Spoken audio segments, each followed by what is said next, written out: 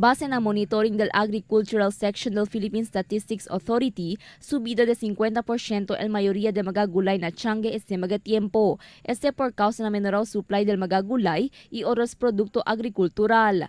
Según con el oficial encargado del District Statistics Office, Vicente Sambilad, el menor supply de mga produkto agricultural como resulta del tiempo de seca si experiencia el región del mga meses pasado.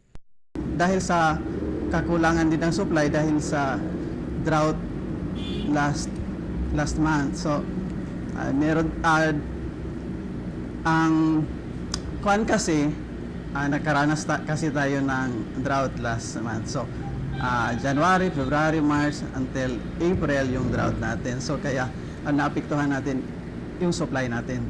Na records del PSA, tali na 60 para 120 el precio de cabbage, 30 para 60 el kilo del radish, mientras 60 para 180 el kilo del carrots. Además, subido también el precio del importado ajos, que tali na 140 para 190 el kilo, mientras 80 para 110 el kilo de cebollón.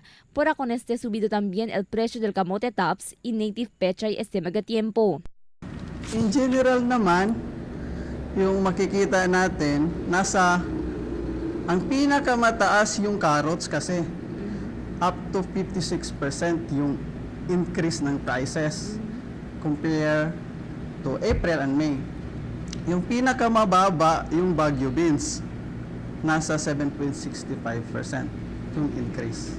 Mayoría según de mga gulay subi presyo aquel sensitibo na tiempo de soles y mag-importaw gulay y produkto. Según na PSA, aunque tiene cuantos barangay na syudad elta produci mga produkto agricultural, hindi según este bastante. Por eso tiene que comprar pa produkto agricultural el syudad na otros mga cercanos probinsya.